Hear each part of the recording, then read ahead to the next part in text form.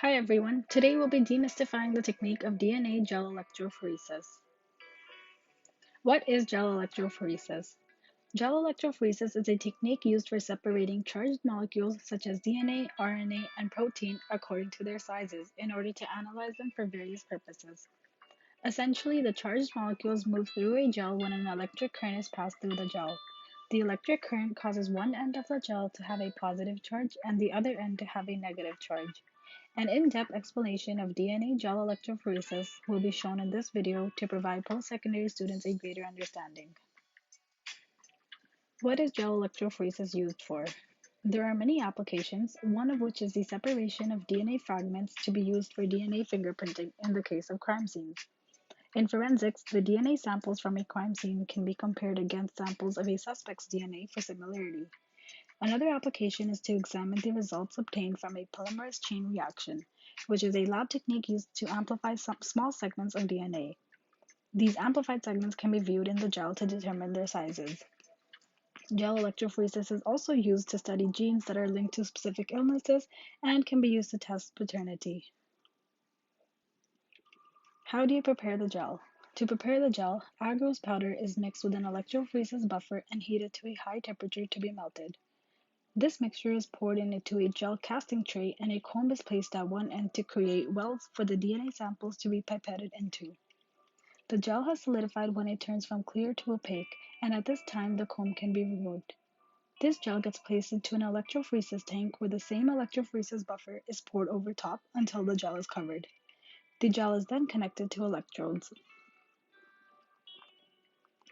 To measure the lengths of the DNA fragments in your sample, a standard is needed. This size standard, also known as a DNA marker or DNA ladder, has fragments of DNA of known lengths. This DNA ladder is run through the gel at the same time as the sample of DNA being tested.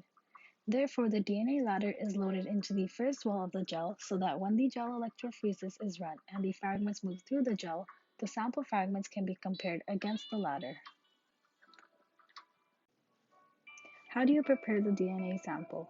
To prepare the DNA, a dye is added to the sample of DNA to increase its viscosity so that it does not float out of the wells and so that its migration can be seen through the gel.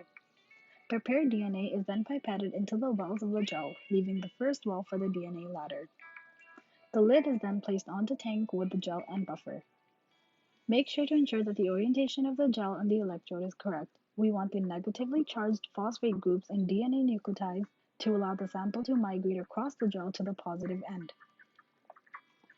The electric current is then turned on for enough time such that the fragments can move across the gel and be separated, but not too long that they run off the end of the gel. The smaller DNA fragments will migrate more easily through the gel matrix as compared to larger fragments, allowing them to be separated by size.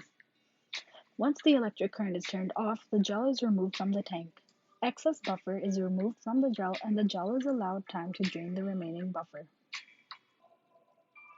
How do you visualize the results? To visualize the results, the gel is placed on an ultraviolet transilluminator. The fragments closer to the top of the gel are larger, while the fragments that traveled further down are smaller. Now we can judge the sizes of the DNA sample by comparing the sample fragments to the closest bands of the known sizes from the DNA ladder. Limitations of gel electrophoresis. One limitation of gel electrophoresis is that it is not ideal for separating DNA of a molecular weight higher than 15 to 20 kilobytes in size, as is genomic DNA. This is because different forms of genetic material may run in unpredictable directions rather than just straight down the gel. Another disadvantage is that gels can melt during electrophoresis, or the DNA samples can be leaked out from their wells. This often occurs if too much force is applied to the well by the pipette during the loading process.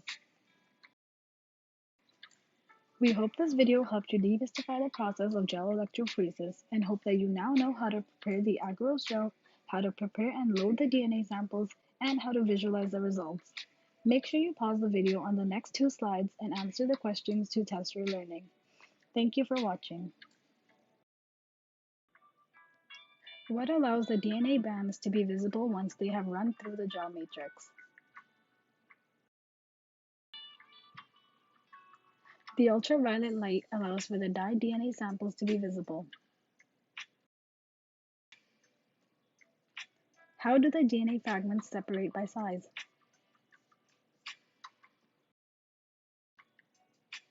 When the electric current is applied, the smaller fragments move at a faster rate through the gel than the larger fragments.